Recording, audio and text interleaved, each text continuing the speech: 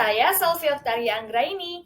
Di sini saya akan ditemani oleh Sasi Karani untuk membahas mengenai sistem pengendalian data elektronik untuk memenuhi tugas mata kuliah Sistem Informasi Lingkungan yang beranggotakan saya sendiri yaitu Selvi Oktaria Anggraini, Sasi Karani, dan Sang Idun. Yang menjadi latar belakang dalam pembahasan kali ini yaitu sistem pengendalian intern sangatlah penting bagi suatu perusahaan atau organisasi, baik bagi perusahaan yang menggunakan sistem manual maupun bagi perusahaan yang sudah menggunakan sistem komputerisasi. Sebab pengendalian intern tersebut sangat berguna untuk mencegah terjadinya kesalahan-kesalahan atau kecurangan-kecurangan yang dapat merugikan perusahaan atau organisasi. Sebelum masuk ke materi inti yaitu pengendalian data elektronik, saya akan menjelaskan terlebih dahulu yang berkaitan dengan pengendalian yaitu pemrosesan data elektronik. Ada 3 sumber mengenai apa itu pemrosesan data elektronik. Sumber yang pertama mengatakan pemrosesan data elektronik merupakan serangkaian kegiatan dengan menggunakan komputer yang mencakup aktivitas pengumpulan, pengolahan, penyimpanan, dan pengendalian.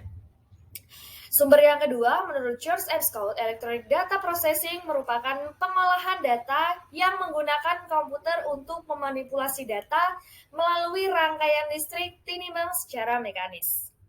Sumber yang ketiga, pemrosesan data elektronik adalah penggunaan teknologi komputer untuk melakukan pemrosesan data berorientasi transaksi organisasi.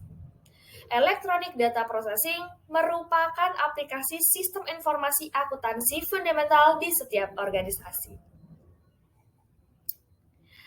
Selanjutnya, apa sih keuntungan menggunakan komputer? Nah, 1 adalah mempunyai kecepatan, 2 ketepatan, 3 tidak mudah lelah, 4 memiliki kapasitas yang lumayan cukup besar ya. Nah, selain keuntungan tersebut, terdapat kecurangan dalam pemrosesan data elektronik. Nah, apa sih kecurangan dalam prosesan data elektronik? Nah, kecurangan komputer adalah kecurangan yang berkaitan dengan segala kegiatan dengan komputer, yang meliputi manipulasi data dan program serta perangkat keras. Nah, dengan adanya kecurangan dalam pemrosesan data elektronik, untuk itu perlu dilakukan pengendalian atas pemrosesan data elektronik. Apa itu pengendalian data elektronik? Menurut Gallegos, Richardson, dan Bortik, computer auditing adalah evaluasi atas sistem informasi komputer. Apa sih tujuan dari pengendalian atas pemrosesan data elektronik? Nah, untuk materi ini akan disampaikan oleh teman saya, Sasi Karani.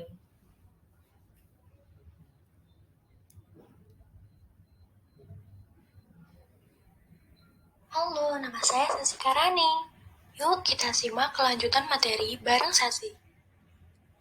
Apa sih tujuan dilakukannya pemeriksaan? Tujuan dilakukan pemeriksaan yang pertama yaitu perlindungan harta kekayaan, yang kedua, kesatuan data, 3, efektivitas sistem, 4, efisiensi sistem. Kemudian ada 7 alasan utama diperlukan pengendalian. Yang pertama, biaya organisasi atas hilangnya data, 2, pengambilan keputusan yang salah, 3, biaya dari penyalahgunaan komputer, 4, nilai dari hardware, software, dan personal komputer. 5. Biaya kerusakan komputer yang sangat tinggi. 6. Pemeliharaan kerahasiaan. 7. Perkembangan pengendalian penggunaan komputer.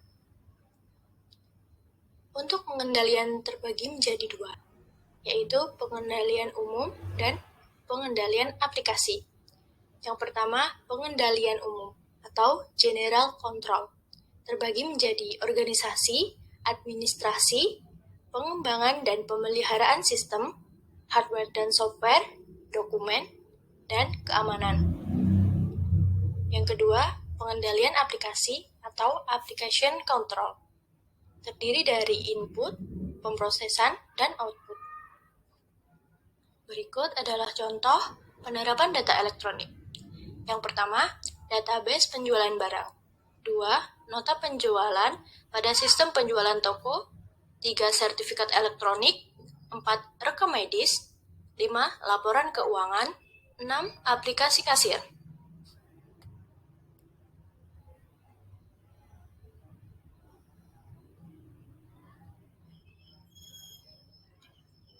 Lalu bagaimana jika data yang kita miliki tidak dilakukan pengendalian? Maka akan terjadi kehilangan data, kesalahan pengambilan keputusan, penyalahgunaan komputer, kesalahan operasi komputer, dan privasi akan terganggu. Berikut ini adalah tahap-tahap pemeriksaan PDE. Yang pertama, perencanaan pemeriksaan. Yang kedua, peninjauan pendahuluan. 3. Analisis aplikasi. 4. Penilaian pengendalian intern. Dan 5. Pelaporan. Ada pula teknik pemeriksaan PDE. Yang pertama, pengujian dengan data stimulus. 2. Pemanfaatan fasilitas pengujian secara terpadu. 3. Simulasi paralel. 4. Pemasangan modul atau program pemeriksaan. 5. Pemakaian perangkat lunak khusus untuk pemeriksaan. 6. Metode tracking. 7. Metode pemetaan atau mapping. Nah, itulah tadi pemaparan materi dari kami. Untuk itu, kita menarik kesimpulan bahwa komputer adalah serangkaian atau sekelompok mesin elektronik yang terdiri dari ribuan, bahkan jutaan komponen yang dapat saling bekerja sama, serta membentuk sebuah sistem kerja yang rapi dan teliti untuk mengolah informasi menurut prosedur yang telah dirumuskan. Menerima input, mengolah input, memberikan informasi menggunakan suatu program yang telah tersimpan di memori komputer dan dapat menyimpan program dan hasil pengolahan serta bekerja secara otomatis. Terima kasih atas penyimakan pada materi kali ini. Saya akhiri. See you next time dan bye-bye.